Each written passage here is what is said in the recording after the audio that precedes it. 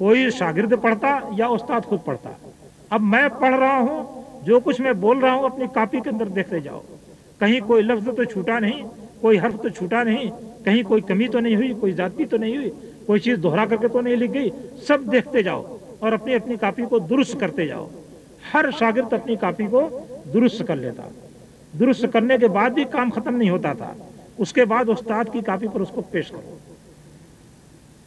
ہر طالب علم اپنی کاپی پڑھے اور دوسرے سب لوگ سنیں تاکہ پتہ چلے کہ کہیں کوئی گڑبڑ تو نہیں ہے. اتنی احتیاط کے ساتھ احادیث کو لکھواتے. اب ایک طبقہ جو پڑھ رہا ہے وہ پڑھ کر کے فارغ ہو گیا, دوسرا طبقہ آ گیا, تیسرا طبقہ آ گیا, چوتھا طبقہ آ گیا. ظاہر بات ہے کہ ایک شخص اگر 25 سال 30 سال یا 40 سال پڑھا رہا ہے تو 25-30 طبقے 40 طبقے تو اس طرح کے پڑھنے والے ملیں گے ان کے ہاں. انہوں نے پڑھا ہے, لکھا ہے, احادیث ہے. اب اتنے لوگ موجود ہیں, اس ایک آدمی سے روایت کرنے والے اور بیان کرنے والے اتنے لوگ موجود ہیں. ایک حدیث کو ایک سند سے اتنے اندر پڑھنے والے جتنے شاگرد ہیں, جتنے طلبہ ہیں, ان میں سے کسی کے پاس وہ حدیث نہیں ہے تو تمہارے پاس آئی کہاں سے وہ حدیث؟ ظاہر بات ہے کہ اس کی ایک کاپی ہے, اس کے پاس حدیثوں کی ایک مقدار ہے, انہی کو ہمیشہ بیان تک اس نے سینکڑوں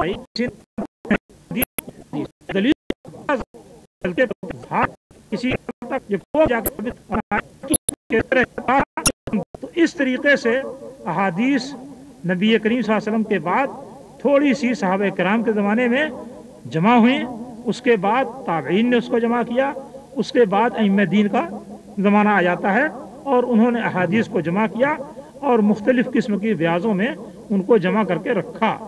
آج بھی وہ بیانیں بہت بڑی تعداد میں موجود ہیں, سینکڑوں کی تعداد میں موجود ہیں اور حدیث کا ذخیرہ ان کتابوں کے اندر موجود ہے. ان سارے ذخائر میں اللہ تعالیٰ نے 6 ائمہ کو اور ان کی کتابوں کو جو فضیلت عطا کی وہ باقی لوگوں کو عطا نہیں ہو سکی, باقی لوگ اس درجے کو نہیں پہنچ سکے. آپ جانتے ہیں, آج بھی دیکھتے ہیں, لوگ پڑھتے ہیں ایک ہی درجے میں, ایک ہی کلاس میں بہت سارے لوگ پڑھتے ہیں مگر سب کی حیثیت یکساں نہیں ہوتی. ان میں سے کوئی بہت اونچے درجے کا نکل جاتا ہے اور بعض ایسے ہوتے ہیں جو بالکل ہی نیچے درجے کے ہوتے ہیں, بعض درمیانی درجے کے ہوتے ہیں. اسی طریقے سے احادیث کے پڑھنے والوں نے بہت بڑی تعداد میں احادیث پڑھی اور سیکھی, لیکن ان میں سے چند ائمہ کو جو مرتبہ اور مقام حاصل ہوا وہ باقی لوگوں کو حاصل نہیں ہو سکا. اور بہرحال اللہ تعالیٰ کی اس میں مصلحت ہے.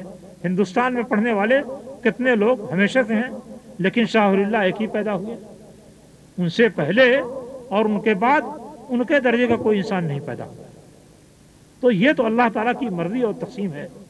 یہ ائمہ جو اتنی بڑی تعداد میں پیدا ہوئے اور ان میں سے ان کا جو اللہ تعالیٰ نے انتخاب کیا تو اس کے ذریعے سے اللہ تعالیٰ نے اپنے اس دین کو محفوظ رکھا جو دین نبی کریم صلی اللہ علیہ وسلم نے بیان فرمایا تھا.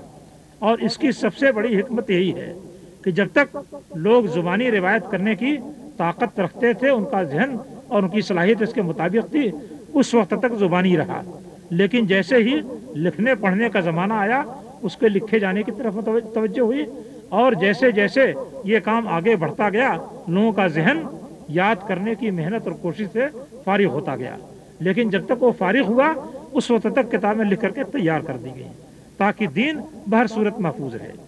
ان ائمہ کا ذکر اس مجلس کے اندر مقصود ہے, لیکن میں نے یہ ساری تفصیلات اس لیے آپ کے سامنے رکھی ہیں تاکہ احادیث کے متعلق ایک مجمل خاکہ آپ کے سامنے آ جائے کہ کس طریقے سے اس کا وجود ہوا, دین میں اس کی حیثیت کیا ہے اور پھر کس طریقے سے اس میں خلل ڈالنے کی کوشش کی گئی اور کس طرح ائمہ نے اس کو صاف کیا اور ہر طرح کی خلل سے پاک کر کے جمع کیا. اب جن 6 ائمہ کو اللہ تعالیٰ نے یہ مرتبہ و مقام دیا ہے ان ائمہ میں سب سے بلند مرتبہ اور مقام امام بخاری رحمۃ اللہ علیہ کا ہے. پوری امت میں ایک ہی امام بخاری ہو سکے, ان کے درجے کا کوئی انسان نہ ان سے پہلے ہوا اور نہ ان کے کوئی بعد ہوا, اس لیے کہ اللہ تعالیٰ نے ان سے جو کام لینا تھا پورا کرا دیا. اب اس کام کی ضرورت ختم ہو گئی, اس لیے اللہ تعالیٰ نے اس ایک انسان کو اس مرتبے اور درجے کا پیدا کیا.